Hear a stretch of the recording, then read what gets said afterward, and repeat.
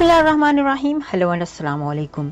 मैं हूं हिना अजमीन, तो वेलकम करती हूं आपको अपने चैनल पर और साथ में आपका शुक्रिया अदा करती हूं क्योंकि आपने अपना कीमती वक्त निकाला मेरे वीडियो को देखने के लिए। पीटीआई रहनुमा कामरान बंगिश को गिरफ्तार कर लिया गया। पुलिस ने साबिक सूबाई वजीर कामरान बंगिश को चिमकनी से गिरफ्तार किया। साबिक सूबाई वजीर और secretary general PTI Peshawar region Kamran Bangash को चिमकनी पुलिस ने गिरफ्तार कर लिया। साबिक सूबाई वजीर कामरान बंगिश की तमाम केसेस में जमानत हो चुकी थी। पाकिस्तान तहरीक इंसाफ ने दावा किया कि कामरान बंगिश की तमाम केसेस में जमानत हो चुकी थी। 9 मई के वाकयात के बाद कामरान बंगिश रूपोश थे। कल ही सुप्रीम कोर्ट ने 9 मई के वाकयात के हवाले से साबिक स्पीकर कौमी असम्बली असद कैसर को मिलने वाली जमानत की मनसूखी के लिए केपी हुकूमत की दायरा करदा दरख्वास्त के तहत जमानत पर मौजूद मुल्जिमान को किसी भी मुकदमा में गिरफ्तार न करने का पेशावर हाई कोर्ट का फैसला मुअत्तल कर दिया। जस्टिस सरदार तारिक मसूद की सरबराही में 2 रुकनी बेंच ने केस की समाअत की।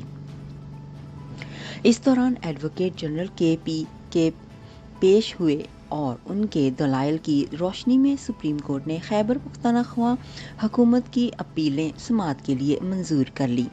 सुप्रीम कोर्ट ने जमानत मनसूखी केस में असद कैसर को नोटिस जारी कर दिया। इस दौरान सरकारी वकील ने अदालत को बताया कि पेशावर हाई कोर्ट के फैसले से पूरा निज़ाम इंसाफ ही उल्ट पुलट हो चुका है।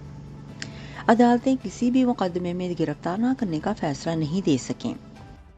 काबिल ताज़ीर जुर्म में पुलिस को गिरफ्तारी से नहीं रोका जा सकता। पेशावर हाई कोर्ट ने फैसला सूबे भर की अदालतों को अमल दरामद के लिए भिजवाया।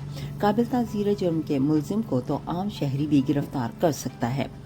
पेशावर हाई कोर्ट का फैसला आइन और कानून के खिलाफ है, जिस पर बाद अज़ां सुप्रीम कोर्ट ने पेशावर हाई कोर्ट का फैसला मुअत्तल कर दिया है और केपी हुकूमत की तमाम अपीलें भी मंजूर करते हुए असद कैसर को भी नोटिस जारी कर दिया है।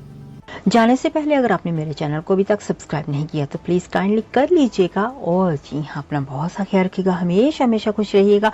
नेक्स्ट वीडियो तक के लिए मुझे इजाजत दीजिएगा। अल्लाह हाफिज।